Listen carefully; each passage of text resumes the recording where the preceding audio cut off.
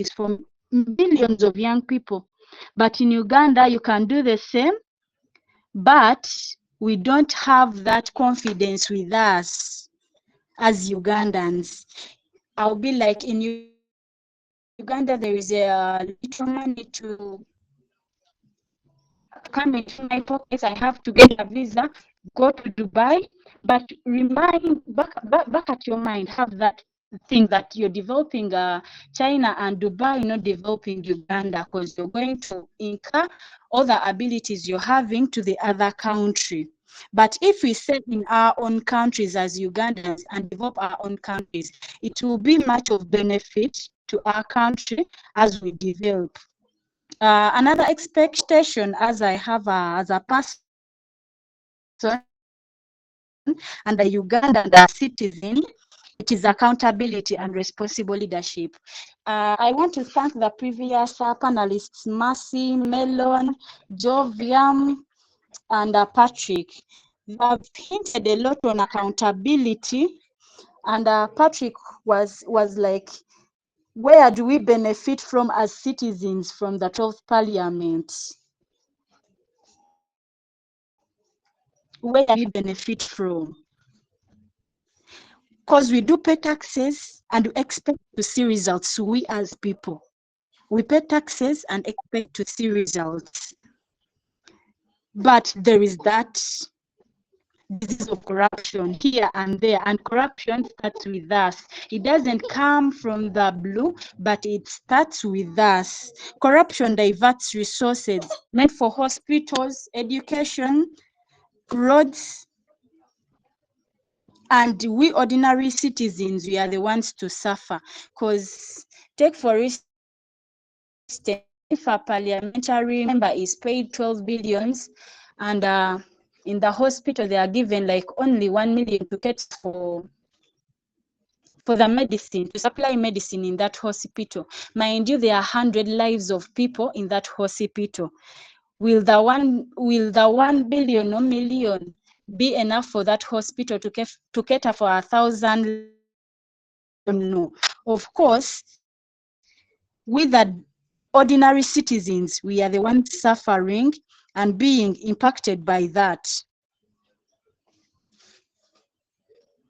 And what I hope from the parliament, at least to have more than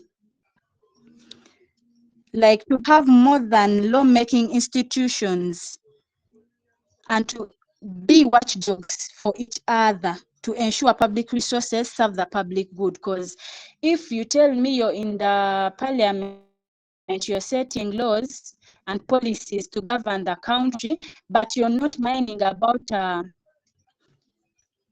follow up. You're making laws, but you're not following up. Are the laws impactful to this takes us back to having public opinions. They're coming back to the villages where the citizens are and asking, inquiring to know, are the laws helping us or not helping us?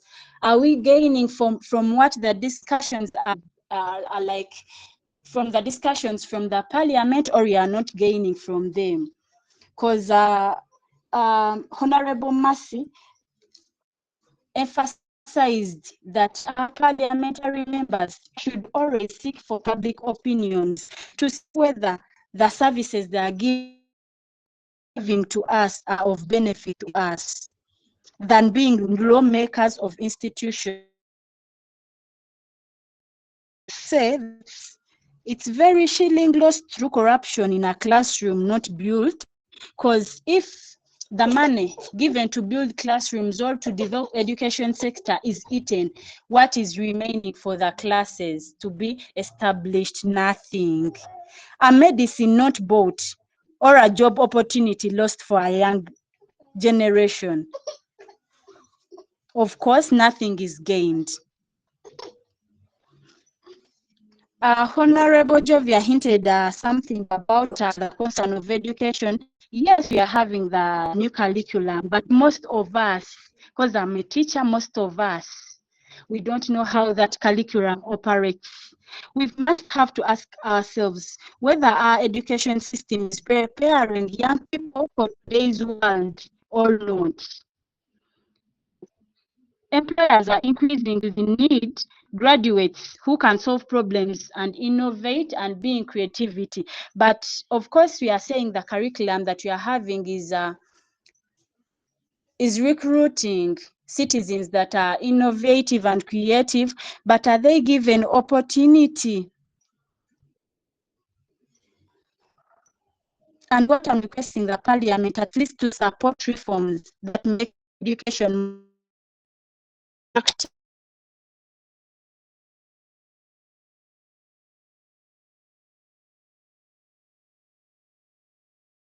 and relevant.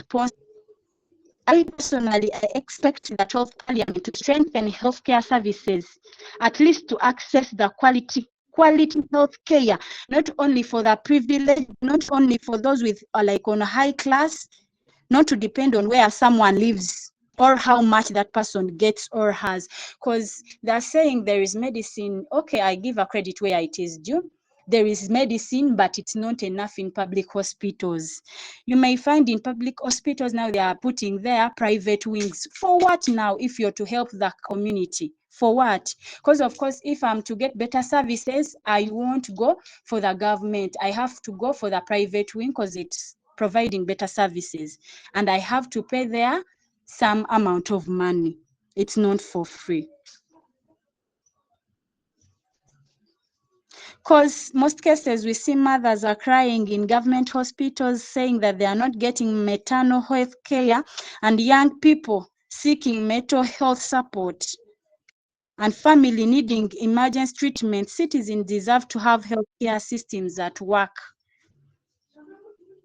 Another area cannot be ignored, because just because of the not having, they are underprivileged, then you resort to underestimate them. When those parliamentary members were looking for votes, they came to the people on ground. Now, after finishing to get the positions in the parliament, they are forgetting about the people that vote for them on ground. The other area that cannot be ignored, fellows, it's technology and innovation. Today, technology is transforming agriculture, businesses, education, and governance. A farmer can access market information through mobile phones, because we are seeing most business ladies and gentlemen advertising their different businesses on phones. At least if Uganda puts much emphasis on technology and innovation, there will be proper Uganda of digital economy, because it can help Uganda come from the grassroots basing on agriculture only, shifting to technology as well to boost the economy of the country. I would like to also emphasize on the environmental sustainability. Today in Uganda, climate change is no longer a distant issue. We see it's affecting through floods, droughts, and environmental degradation. But the decision of the parliament makes today regarding environmental protection, for either to affect the future generation or develop the country. And environmental conservation should go hand in hand with what the laws are implemented, because we see here in near Chitubulu, that was in June, sorry, beg your pardon, in February, the mayor of Entebbe was speaking about that forest and how to conserve it, but people with bad hearts wanted to destroy the forest. Mind you, forgetting that the forest is providing rain, providing good fresh air, just wanting to destroy the forest to put their industries. Though we want technology, but let's mind about the conservation of our environment as well. Finally, citizens of Uganda, including me, we expect the parliament to be responsible and inclusive, whether young people Women, persons with disabilities, and marginalized communities should not only be represented during elections, but should also be heard in policy discussions and national decision-making members.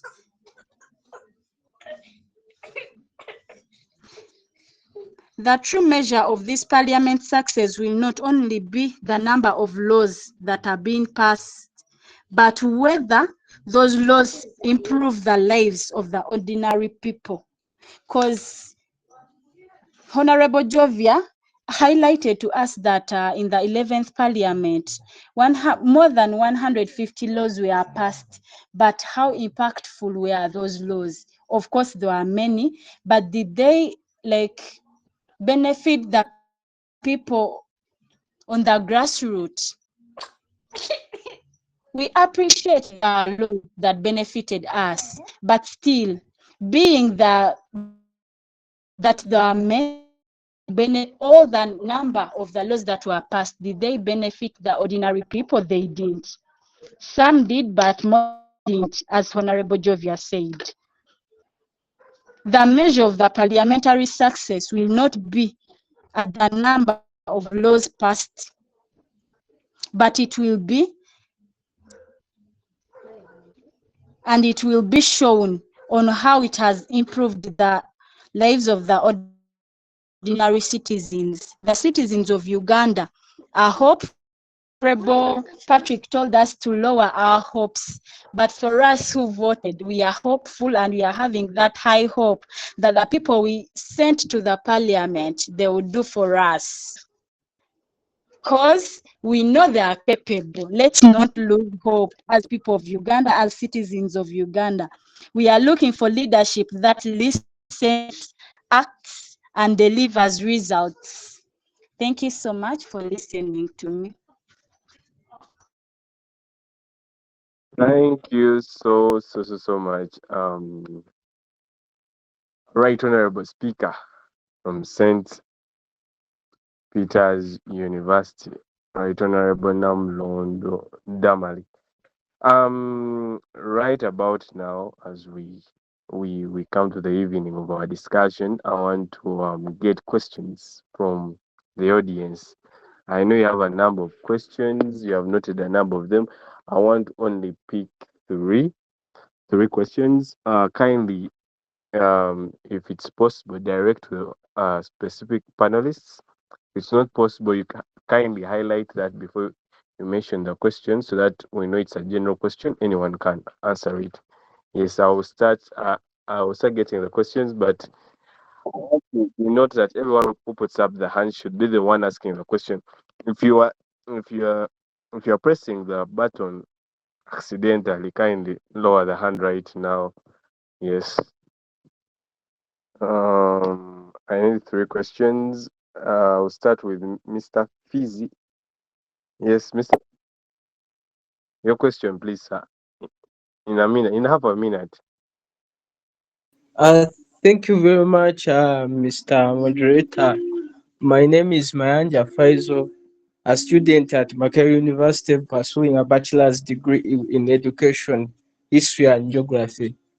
Analyzing the 12th parliament, actually, if you have been analyzing the history of Uganda from 1986 up to the current, what is the way forward when we are seeing this parliament? Actually, most of the people are saying it is a transitional parliament.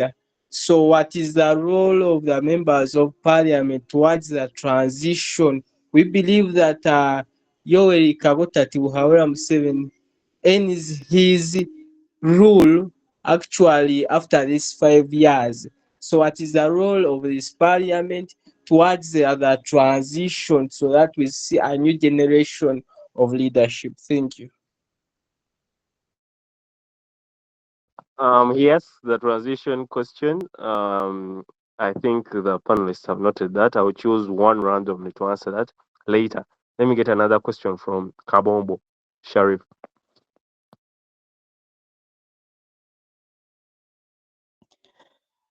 Good evening, everyone.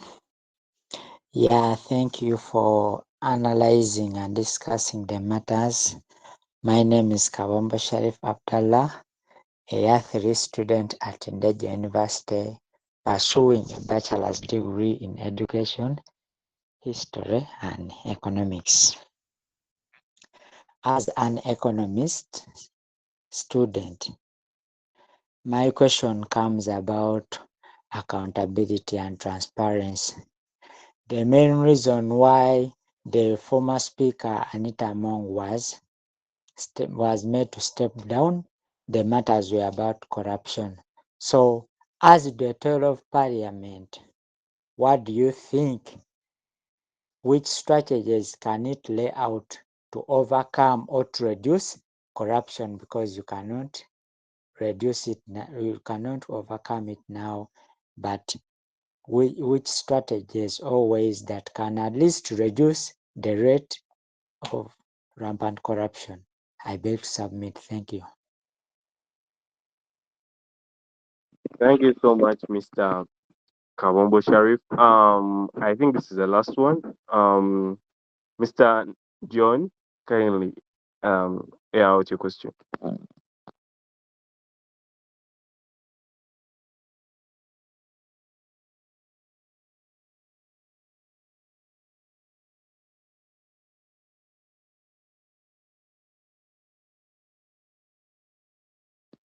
Mr. Nandira, I think am I the only one not hearing him? I think you're muted. I think you are muted. Kindly unmute and air out your question.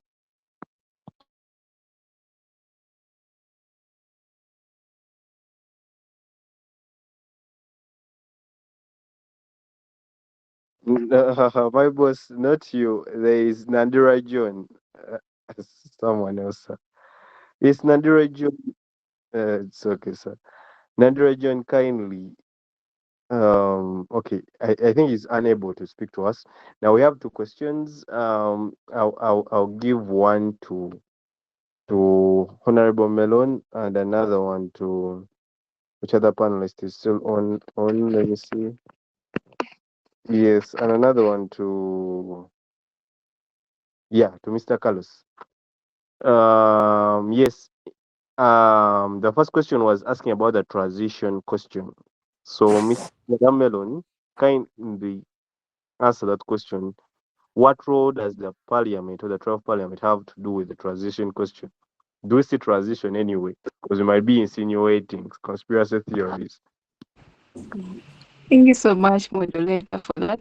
I'm a 23-year-old, and I've not seen transitional power, especially concerning the presidency. I think that was his major target. Like, they want to see the president changing. I'm 23-year-old. I was born in Museveni's era, and I'm still in it. And the gentleman still looks very young. And basing on the fact that if you look at the Air Force, you look at the army structure he has put on ground, I cannot guarantee that in the next 5 years, if he's still alive by God's grace, that we are going to see another president. But hopefully in God, we keep praying. He wanted to know the role of the parliament in transition of leadership. My dear friend, you have already seen you know the kind of parliament we have. I'm not like disgracing them, but like I said, the highest percentage of these members of parliament we have are from the ruling party. So it all goes back to NRM. Are they going to release him as their sole candidate like they have already done? And is there someone to oppose them from there? That is where it all starts from. But as a parliament, I don't see them having powers in transition of leadership. You know the kind of parliamentarians we have. Thank you so much. And then the other question from Kabombo, I think he talked about strategies for corruption. I wanted to give him one. Like, if we were appraising each and every activity or where money is laid, at least there should be someone appraising that work done, evaluating time and again that work being done. At least that would be reduced cases of corruption. But what happens here in Uganda today is that they're going to allocate money for road construction, and that's where it will end. Money will fall in the hands of the person, of the minister. The minister, there will be no follow up. But if there is a praise for every ministry, for every resources allocated, I'm sure I would have reduced corruption cases. I beg to submit. Thank you so much. Thank you so much, Madam Melon. The gentleman, Seven, I think His Excellency is still young. That's a statement for not my statement, not my statement. Now I'll pass on the question to Mr. Carlos. Kindly in 2 minutes. Kindly, Mr. Carlos, 2 minutes. We are agreeing before we start. Answer Okay, Honorable Abdu. the accountability question was asked by Mr. Kabombo. Could you mind repeat the question? Yes, the question was saying, what strategies always can be done by the Troll Parliament to combat the disease of corruption that we see it's rampant and it has become a norm? Yeah. Okay. Thank you so much once again. As I give my conclusive remarks, to answer back the question from one of our participants, when you look at corruption, like how I described clearly, that it is a disease that has taken over Parliament. But one thing or two, all of us we should understand, corruption cannot be easily taken away from the Parliament, however much some people would wish for it to end, but because of so many factors or so many people hold the power, and in most cases the unquestionable, corruption cannot easily go away from the Parliament. Rather, can only be tried to reduce, but on a smaller percentage. So in a way, now on strategies on how we can try to reduce on this corruption. First of all, we have various committees. Remember, work is delegated within Parliament. So we have various committees. So these various committees should be well empowered by the Speaker. And being well empowered by the Speaker, let also these committees be given the full powers to exercise out their duties without any interference. And if you remember, we had what we call the committee that was led by Joel Senyonyi, whereby he made one of the remarkable judgments concerning the COA Airlines. But ever since Joel Senyonyi left that committee, it did not remain the same. So these committees have to be well empowered by the Speaker to exercise out their duties. And besides that, like our Honorable Melon said, carrying out what we call appraisals, we have so many people who have studied accounting, we have so many auditors. And if the question is that the staffing levels in Parliament are very few in terms of technical staff, we have so many people who are very good at auditing, both internal and external. So these people, besides allocating, because allocating money does not guarantee proper use. So besides allocating, there should be a clear system to follow up, to meet up with various ministries, to meet up with various contractors, to see whether they are making progress or not, to sign up contracts, to give these people a limited time whereby if all materials are provided, everything has to be executed out. And also to ensure, like how I said, there are checks and balances. Whenever you have released the money but Thank you something is so not much. going on well, question those various people and see what could be the hindering factor. And when you see that there is an hindering factor, communicate it. But the problem here, Mr. things Carlos. delay when there is no official communication. As I wind up, Honorable Abudu, to comment about the question that was posed by Faizo about the transition of power, like how I've said, there are so many interplay of events within Uganda, and some analysts may pre-assume that this might be the last dance or the last ride of His Excellency Yoweri Kaguta Museveni. But however, looking at how ministries were chosen this time around, let us be very vigilant to whatever is coming ahead. So many changes are going to come. So many laws are going to come that favor the president.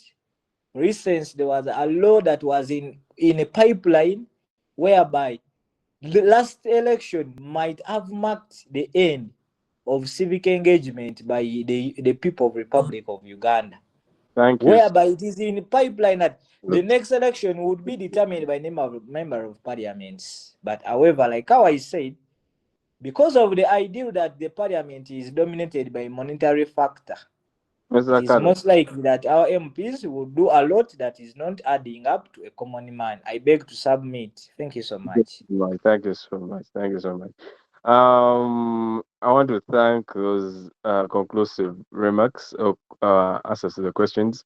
Now, at this time, before I give everyone a chance to give their um, parting shots, let us give a chance to Mr. Jones from the Youth Parliament of Ghana, Ghana branch. Jones, not Mandela, no, Mr. Jones from the YIP. Uh, yeah, Mr. Nandira, can you mute? Mr. Nandira, mute. Yes. Mr. Jones, the floor is yours.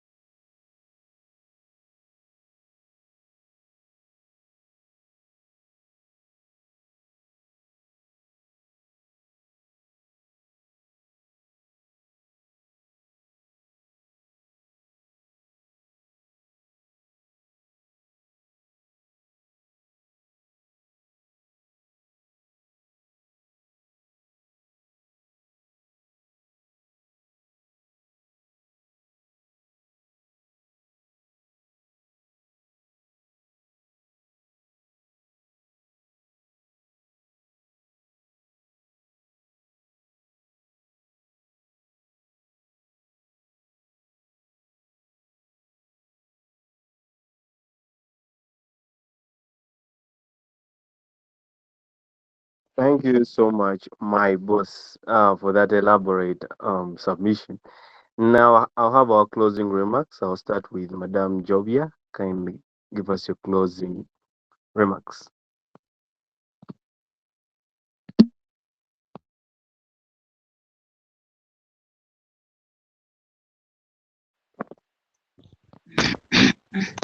I hope I'm audible. My closing remarks are actually very simple. The problem of Uganda as a nation, is not the government, and it's most important not the NRM party. The problem of Uganda as a country is Ugandans themselves. Once you accept someone to bribe you during elections, and to note that is the only time you matter, according to your constitution, because the constitution begins by letting us know that all power belongs to the people. And in silence, to if you read in silence, to let you know that, and that power will only be available to you during the elections. So I want to say that that is the only time, and that is the only way Ugandans are able to actually shuffle in a new leadership. I'm sorry, Mr. Abdul, talk about your previous question about the parliament and transition. The parliament of Uganda is not in charge of transition. The parliament of Uganda is in charge of making laws, doing the checks and balances on the executive, and representing Ugandans. The people that sit in that parliament are Ugandans, voted by Ugandans. That means that next election cycle, that is 2031, if you want a new leadership, if you want a better parliament, if you want better representations, if you want laws that actually work for Ugandans, you're going to need to actually vote people that actually care about Ugandans, not people that actually giving you soap or 50K for that election cycle. Because there is no one that is bribing Ugandans with money that is enough or sufficient to sustain their livelihood through the 5 years. It's always with very, very, very minimal cash. At 5K, I was in Isingiro, and people were being bribed by this local brew, Uganda Waraj. And I was surprised. I was like, what's this? And then the next time I was in northern Uganda, people were lining up waiting for someone who was coming, who was going to give bribes. I'm like, hey, this is my chance to eat on this money. So people stood, and he was giving out 1K. I was like, what is this? 1K? 1K can't even take me back to where I've come from. So I say this to say that the problem of Ugandans is not the government. It is us. It's us. The people that are oppressing you in the parliament house are not Kenyans, they're not Ghanaians, they're not Nigerians, they're Ugandans. So I want to say that if you're able to stand for leadership in 2031, do so. If you're able to vote a good leader in 2031, do so. I was in a sitting where the current deputy speaker stood up and said, you see, for me, I don't support the remove the term limits. I am a age limit guy.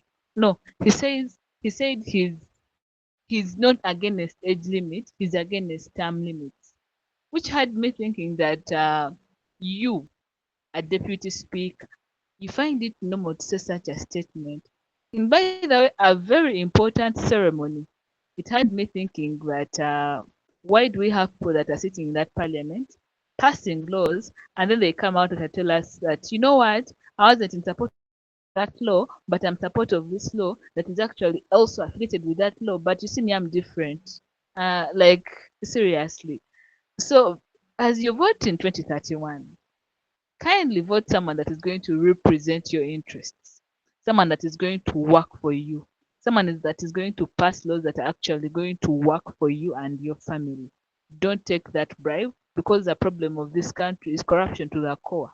Yes, the former speaker of parliament is corrupt, but she needed to have people that are corruptible for her to become corrupt, which means that yes, she bought a Rolls Royce, but that means that she was given a platform by the simple bribes she used to give around her, which were accepted by some of you and your parents. So I want to conclude by saying, for God and my country, I love this country very much. It distracts me from writing about what I want to write about. And I remain Joviana Bagala. I am a civil engineer. I am a writer. And I am an empath. and above all, an African. Thank you. Thank you so much, Engineer Jovial. I'll have now to give the chance to uh Mercy to give her closing remarks.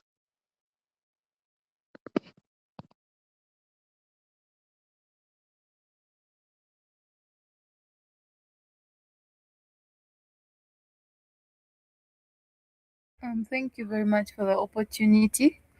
It has been a very interesting session. I cannot tell how many times I've been here laughing some of the statements, but the Waganda have a saying in Tievena kubisekera.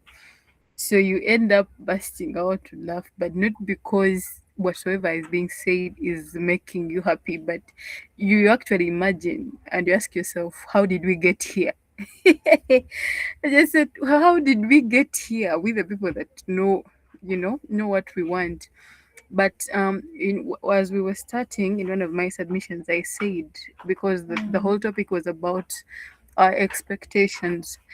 If at all our parliament, the 12th parliament, can be able to give us the basic, I mean the basic, let them try to make everything, to put everything at least at 50%.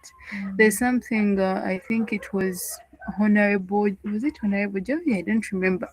But one of the ladies mentioned and said that there are people who are deep down in the villages. They've even never known what school looks like. School life where you're actually putting on shoes to go to school. They've never known that. There are schools that still have trees as classrooms, and they still exist in this 21st century. So, if at least the 12th Parliament can reach out to remove those, should I call them the extremities? If they can leave, Melon talked about decentralization. If they can first leave this place where there's a lot of noise and at least go to those deep places and at least bring them closer to this side, I think that will be something we can applaud them for. The basic. We don't want to expect so much of them because Honorable Patrick said it is very wrong for us to think we can expect a lot from them. So let them not give us a lot. But if in my conclusion, the 12th Parliament, if it can get to the extremities, I'm looking for a better word to use, like the outliers. I think that's a better word I could use. The outliers, those places that are deep down there, and bring them back give them a good standard. Let's make our good transport network as a country. Let us boost our economy. Decentralize so that even if someone wants something, they don't have to travel all the way from Budu that come to Kampala. They don't have to travel all the way from wherever it is to come to Kampala to purchase that thing. We have these markets, the Ginger Central Market, but you notice someone will still say, whatever I want is not there. I have to go to Kampala. That is where those shops are. It really does not give. It does not give us that picture that we are having those representatives for the different constituencies and districts and whatsoever in the parliament. So, as I conclude, I'd love to say I've loved being part of this team. Actually, on the whole platform, I only knew one person, that is Melon. We met at Windsor last year, and the rest of you people here, I don't know you, but I've loved the interaction. And I'd also love to say that as I wind up, I'd love to thank Mr. Abdul for the consideration when he approached me to be one of the panelists here. It has been a very good interaction, and I'd be glad if I'm invited once again, because why not? So that is me. As I conclude, Musigwamasi is my name. Till next time, thank you very much. Thank you so much, Madam President. We shall have Right Honorable Damali Namlondo to give her closing remarks.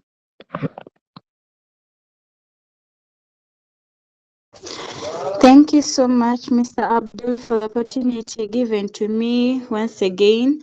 I would like again, I won't stop to thank the organizing committee and the youth initiative for making it possible for us to discuss as young leaders of today and of tomorrow to engage in such impactful discussions on this platform and giving us as well a platform as young leaders to showcase our talents and share our minds. Thank you so much for the opportunity that you always give to us. And I would want to urge my fellows as young youths, young ladies and gentlemen, we are not mere leaders of tomorrow or just today, but rather we are stakeholders of today and the entire generations. Let us remain engaged people. Let us remain engaged. Let's not get tired, just as Honorable Patrick said that we have less hopes. Please don't.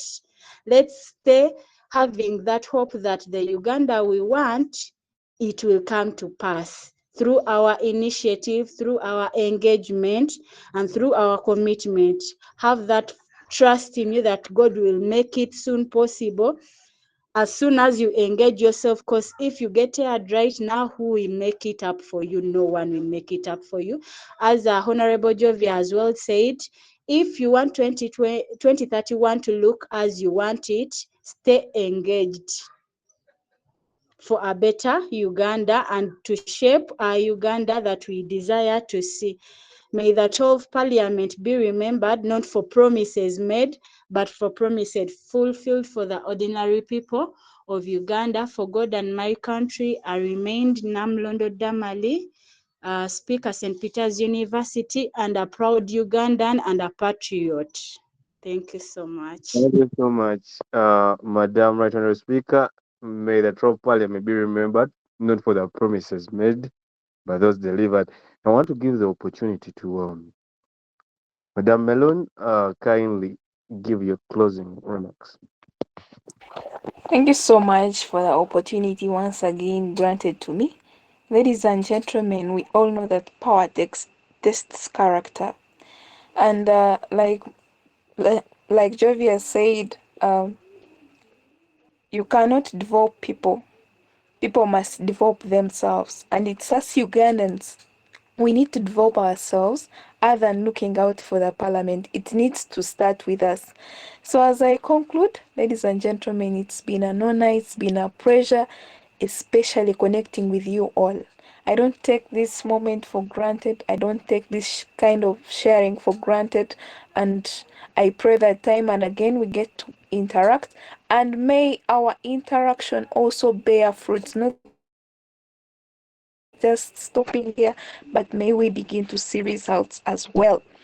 Ladies and gentlemen, today has been one of my best because I am never an attentive person, spending 2 hours and 30 minutes here listening to you all, meaning that it's been so interactive, it's been so educative listening from you all, getting ideas on various things, and I don't take that for granted.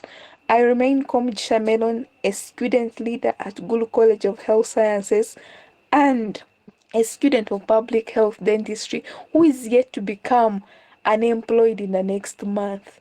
Good night, you all. Here to become unemployed.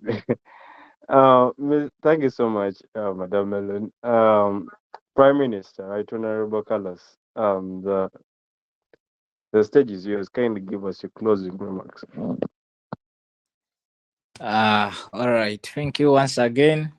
Yeah, as I give my closing remarks, I would love to take this opportunity to thank every panelist out there who has contributed ideas and everybody who has placed in time to listen to young leaders who look forward to shape the country.